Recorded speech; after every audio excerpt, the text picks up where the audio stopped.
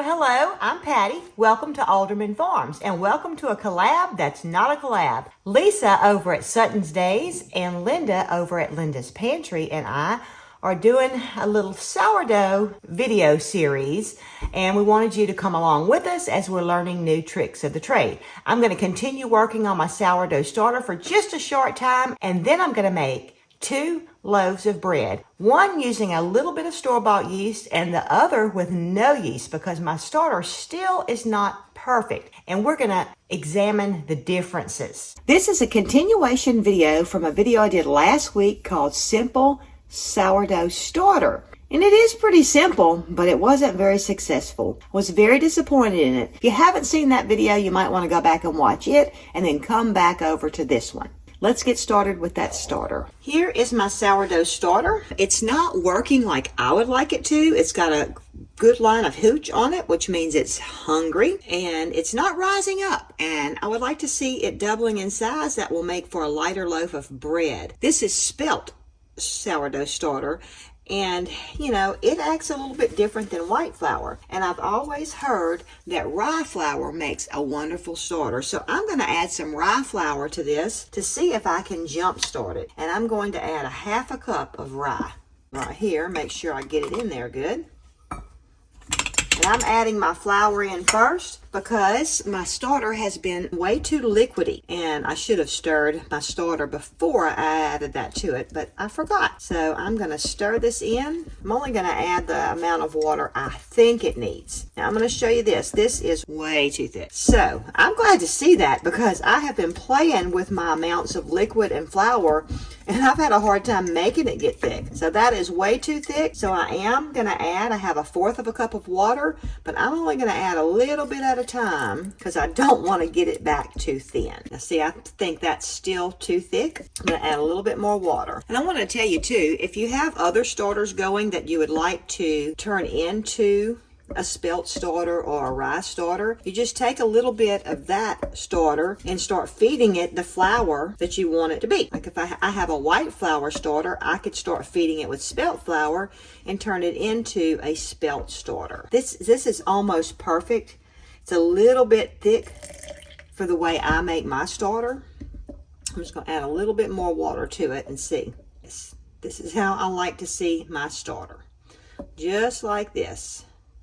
And so I almost added a whole 1/4 cup. There's about a teaspoon left in there.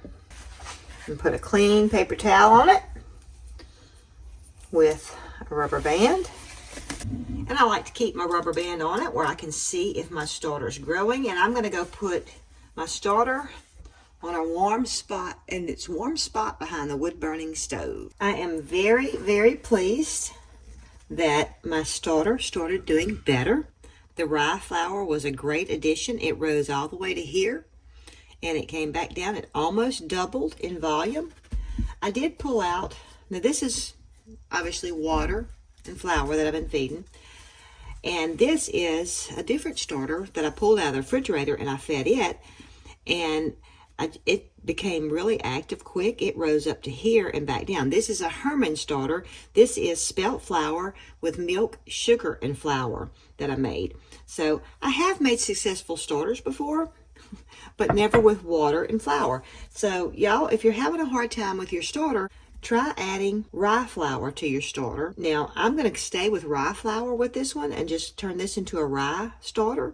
But if you are having a hard time and you use rye flour and you don't want to have a rye starter, go ahead and switch it back over to your regular flour. I want to show you the inside of the jar if you can see it.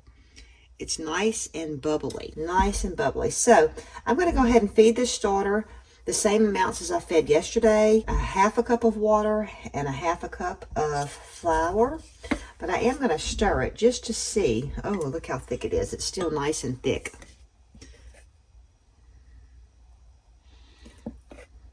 So I'm going to stay with the same ratio. I fed it almost a 1/2 cup of water yesterday.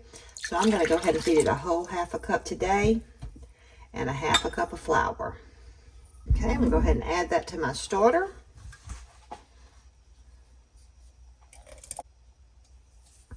And stir it in good. That's my little rubber band here. Put my paper towel back on. I'm pulling out all the stops with this starter. All right, before I tell you what I'm going to do to help my starter, I'm going to show it to you. And it did rise up to here and come back down. It is looking bubbly and active. That's a good thing. So it's doing better than it was doing, but it's not as active as I'd like to see it. So Christy over at Camelot Gardens said that when she gets hooch on hers, she'll split it up and put some back in the refrigerator, share some with a friend, and that way she's dealing with less because she knows she needs to be feeding it more because it's hungry. So that gave me the idea. I'm going to go ahead and reduce my starter down. I'm going to put half of it, not half of it, I'm going to put a half a cup in this jar. You know what, I'm going to put 3/4 of a cup in this jar. And I'm making a mess. I always mean to put something here, a spoon holder or something to put my yucky stuff on, and I never do. Oh, here's a paper towel. I'll use that. Here we go.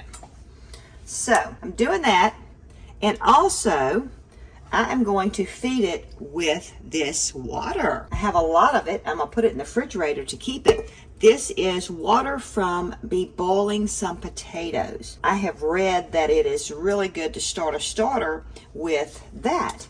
And so I thought, well, let me try that. So this is going to be a starter that's got all kind of good stuff in it. Right when I get done and it's getting nice and active. So this is a half a cup, and I've heated it up just a little bit. So I'm going to go ahead and mix my half a cup of rye. I'm going to stick with rye. And y'all, if you don't like rye bread, that's okay, because you don't have to use this starter to just make rye bread. You could actually take this rye starter and you could transform it into another starter, or you could actually use it. You could use a rye starter with white flour. I've done it before using a white starter with my spelt bread. And so I was very pleased with the consistency of this. Oh, I've put my rubber band. That's right. I got to move it once I put this in there. But I'm going to add a little extra rye flour. That's what in the comments off of, in the comments that I read you, that was from the last video. Oop, whoop, that might be too much. And that's what somebody said, and I forgot to write that down, who said it, but that, you know, different flour requires different hydration.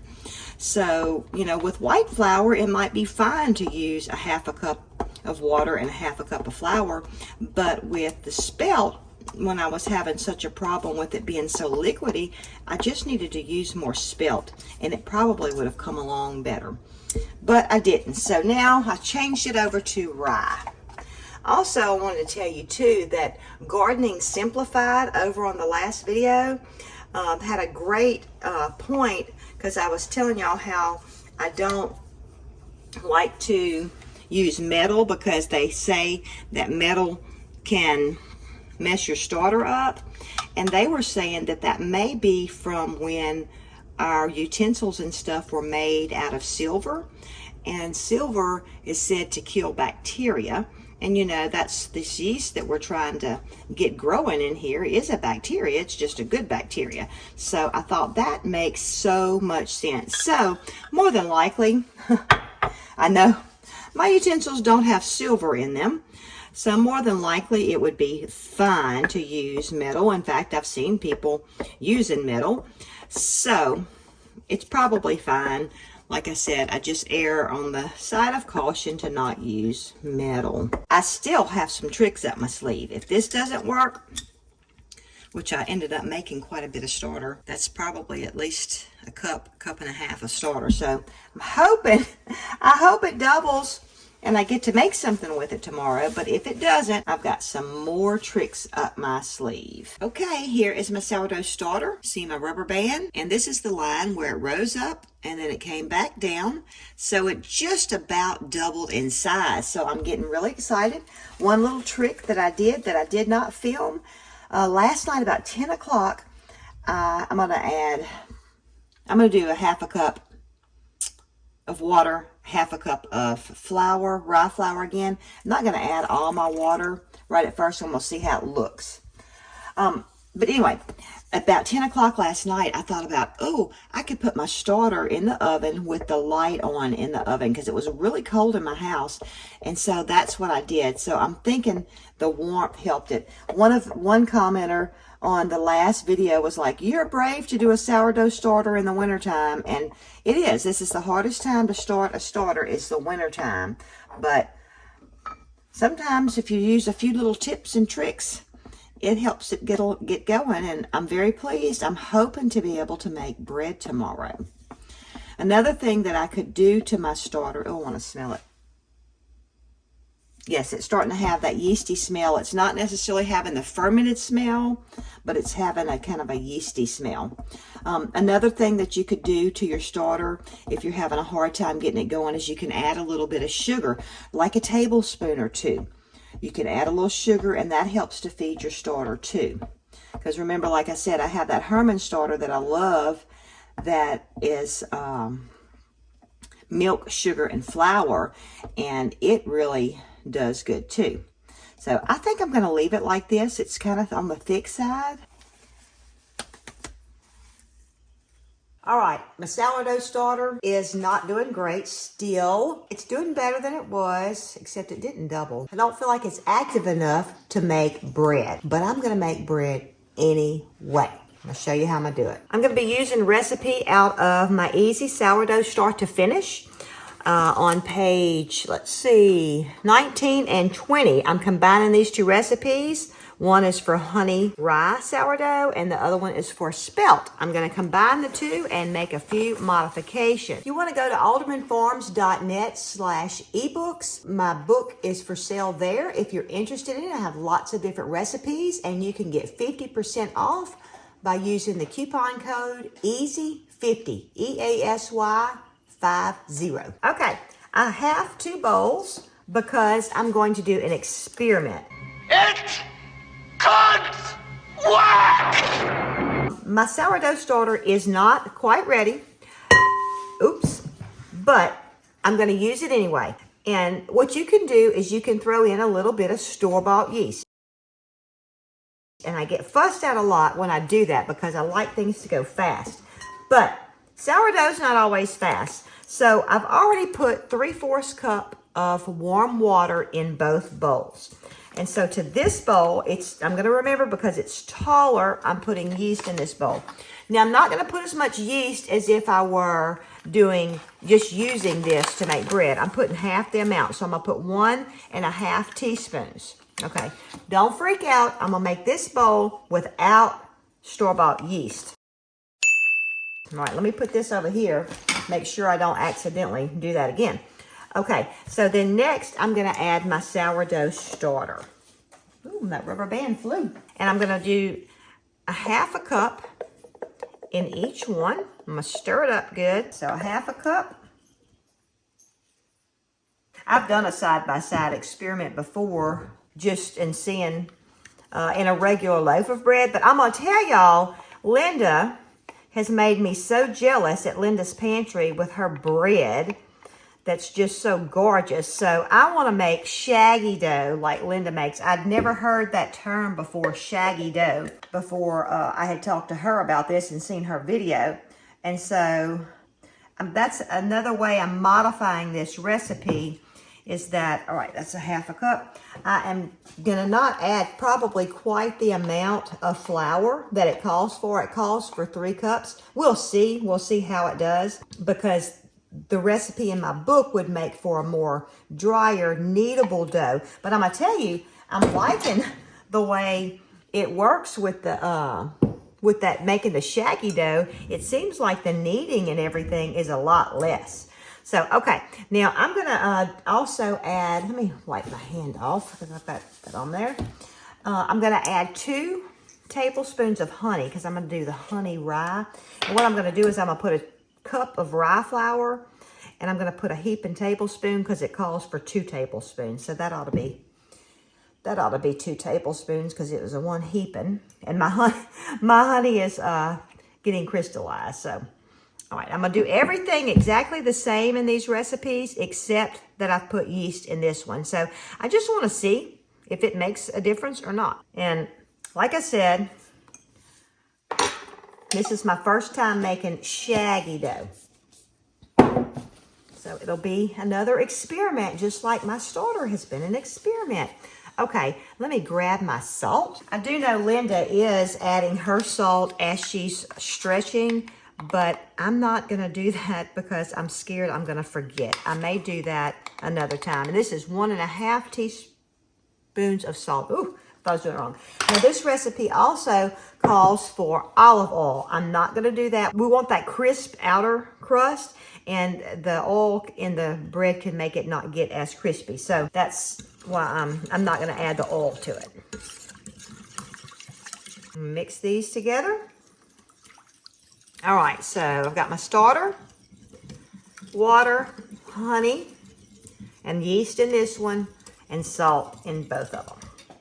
Okay, now I'm gonna go ahead, I'm gonna add my rye flour first. Usually when I'm doing bread with 2 different flours, I like to add the one that I'm using the least of first to make sure I get it added in. Okay, now there's that.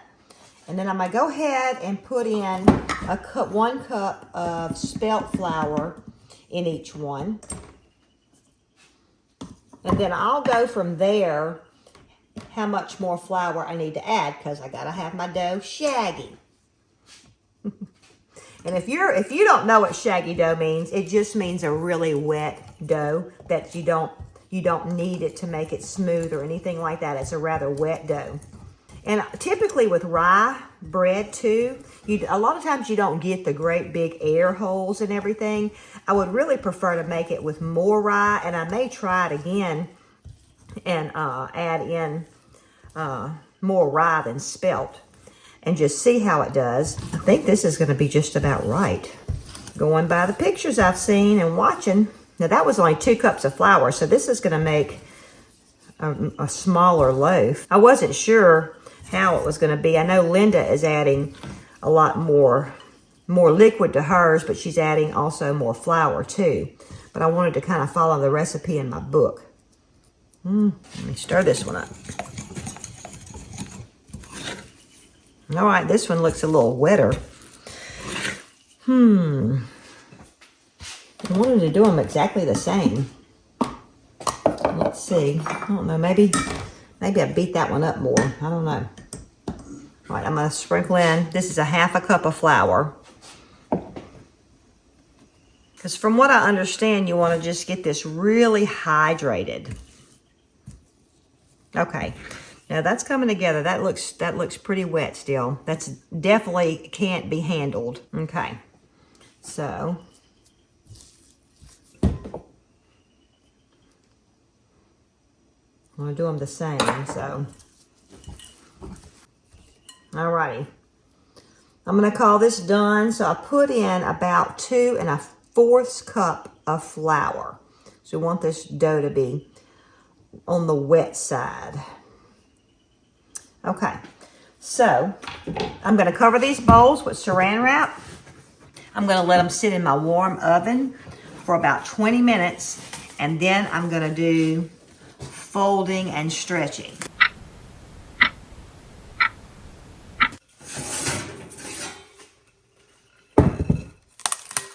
I said that I put it in a warm oven. I didn't put it in a warm oven. I put it in, well, my oven light is on. Let me put it to you that way.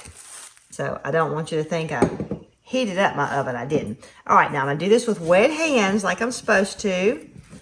And I'm gonna fold it over. I can tell a difference in the way the dough feels already. That's amazing that everything's starting to work together. And I'm just gonna do this a few times, just pulling it over with my wet hands.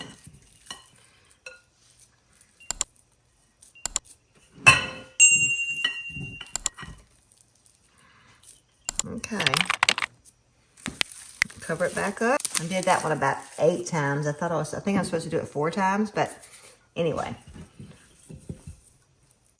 Actually, this one has the yeast in it, but that one felt a little bit better as far as the texture and everything. Okay. I'm gonna put it back in and do it I'm going to do this a few more times, I guess at least 2 more times. And I'm not going to show it every time. I guess I'll show it on the last time to see the difference in the dough. And then it'll be ready to put in my bowls. I can't remember if this is the 4th time or the 5th time that I've done this. I've kind of lost track. But you're supposed to do it 4 or 5 times. So anyway, so it is doing a lot better. I couldn't have done this a while ago. Stretching. And it's shaggy. Remember, the rye is not going to be quite as stretchy. But I'm pleased with it.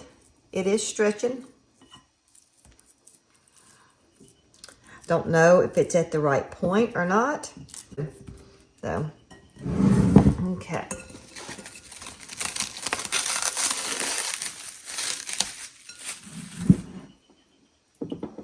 Now that's my one without yeast and store-bought yeast, and this one has store-bought yeast.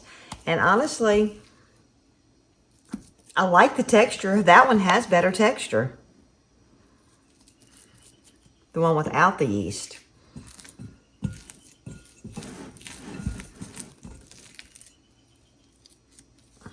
It just is sticking together better. You see, this is, that one tore, but this one's tearing a lot easier.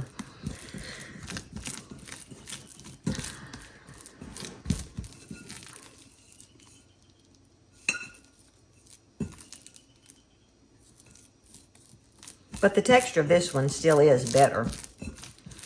All right, now I'm going to show y'all what I'm going to do. I don't have those cute little bread baskets yet. I'm going to get me some. And you're going to see why I always put a placemat down. Because my counter's all messed up and ugly. But I can't use the placemat with what I'm going to do. Let me show you this first. This is going to be my proofing baskets, or is that what you call them? Anyway, this is my bowls that I'm using to put my dough in. And I have them on my little cookie sheet because I'm going to slide them in the oven. And so I'm going to go ahead and get this ready. Because I only have one of these tea towels or cloths, so I'm going to have to use it on both of them, but I'm going to have to be able to get them out of here too. So.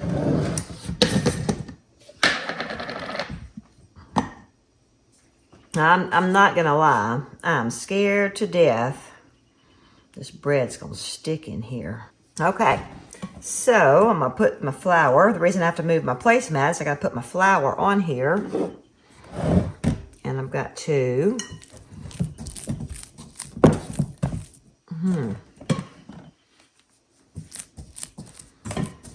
get my dough out of my bowl. And I can't really remember exactly what I'm supposed to be doing. I'm gonna fold it up and then fold it over. We want a nice strong ball. I hope that's not going to be too ugly. I don't know. I'm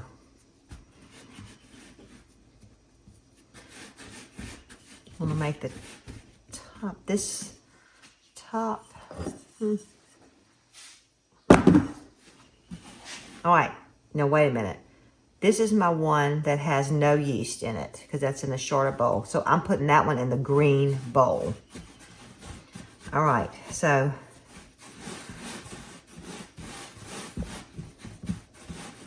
I'm putting this one in the green bowl, the no yeast. Okay,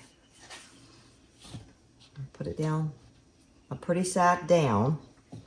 Okay, and so my one with yeast is going in the blue bowl. Okay.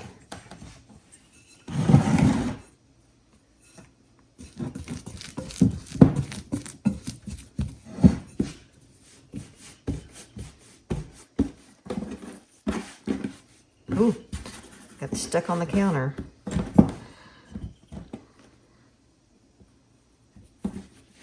Roll this up that way. I'm gonna roll it this way. I don't know, y'all. All right, put that in there. All right, well, that's how they look. And see, it's opened up right there. So hopefully that'll fix. So this is gonna be the bottom. So I'm gonna turn it out. So, all right, I'm gonna cover this up. Do it just like that. And it's going in the fridge till in the morning. All right, it's the next morning and I have my starters. I mean, not my starters, my dough. And one thing that I think maybe I should have done was cover it with plastic wrap. Okay, this is the one with no yeast, and it's obviously not near as tall as the one with yeast. So, okay, let's see. Let me check my pots. Okay, my pots are doing good. My mama's pot that I'm using, I'm going to put my I keep calling it my starter, my dough without yeast in my mama's. So I'm gonna see, I've left enough room with my towel that I can do this. Oh, that worked out perfectly. And it is a very flat little loaf. Okay, so let me set this here. So that's my top. All right, and this is my one with yeast.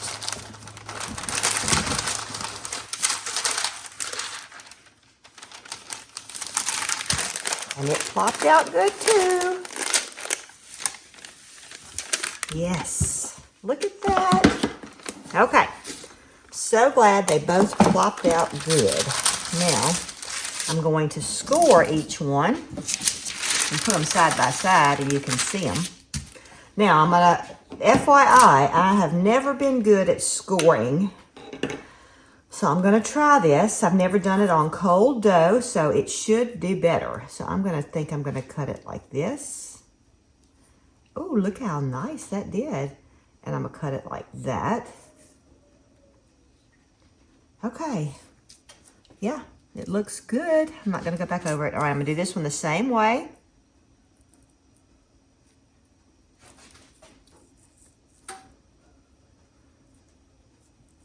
All right, I have my pots in the oven that have been preheated to 485 degrees. It's hot in here.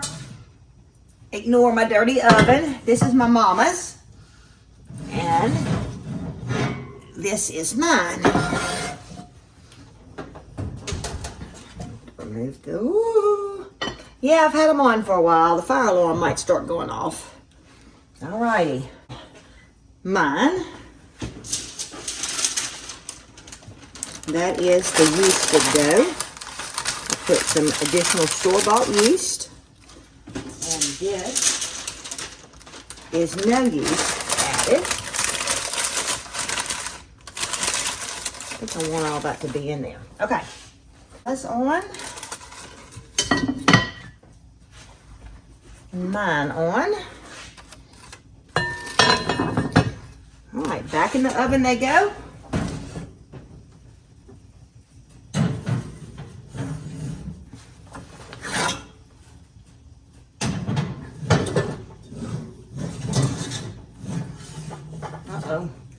Made the lid come off. Okay, back in the oven for 20 minutes with the lid. Here is our loaf with yeast. No, without yeast. And here is the loaf with yeast. I'm going to confess I made a little boo-boo. I meant to check it and not bake it for a full 20 minutes without the lid, and I forgot. It's a little brown. Ooh, that's maybe a lot brown. Oops. But anyway, they turned out pretty. I can't wait to see the inside and compare the two. Of course, the one without yeast did not rise as much, but I can't wait to see the inside. But I think Linda calls that an ear, where it pops up like that. So anyway, can't wait to taste it. And I'm gonna be good and let it cool completely. All right, now it's time to cut the loaves. A couple things I want to mention is that I should have brushed off some of this flour. It kind of is a lot on here. And also, this one, of course, it rose up a little bit taller, but if you can see, it's not that much taller. But I had a black lid on this one and this silver lid on that one. I think that's why this one over here is a little bit darker. I know they say that it makes a difference whenever the color that you bake in. All right, now let's cut this one. It turned out pretty. It's lofty right here and everything, but it's not near as tall as the other one. But let's take a look at the crumb. It is very crunchy on top. And the bottom is too. Ooh, it's hard to cut. All right, got some air pockets going on there. It still is a little warm. I may should have waited a little bit longer, but it did. I'm glad to see that it created some air pockets in there. So let's put that there. And let's cut this one. And this is the one with the yeast in it. Just a half the amount of yeast that you would normally put in your dough. And the outside of it's not near as crunchy as the other one. Oh, but look at that. I was expecting to see more air pockets in here. Now, it still will be a good dough, a good bread for making sandwiches, but it doesn't have all the holes in it. And this, it's a little moist. It's real moist in there. Let's cut a slice and see how that looks. This is a lot harder to cut. It's just, maybe it's more dense. I don't know.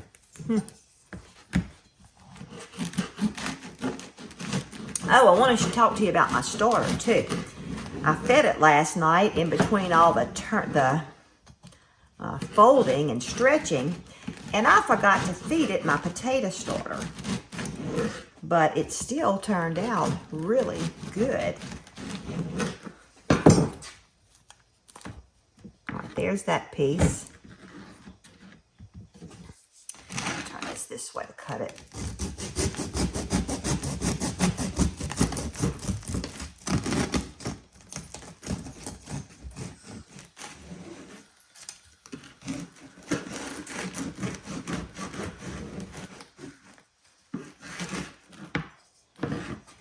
There's that piece. So you can see the size comparison. It's quite a bit of difference with this one. And this definitely feels packier, even though it has more air holes in it. Oh, let's look where I cut.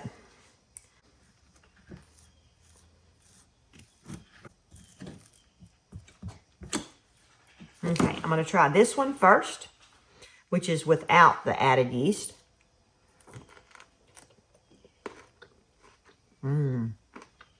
That is good. I even got a piece of the bottom. And it doesn't taste too dark. It doesn't taste too burnt. Because it is a little on the dark side. I did let my pot heat up an extra 15 minutes once the oven was up to 485. It is very chewy. I'm going to try this one. This one's definitely airier and not as chewy with the added yeast in it.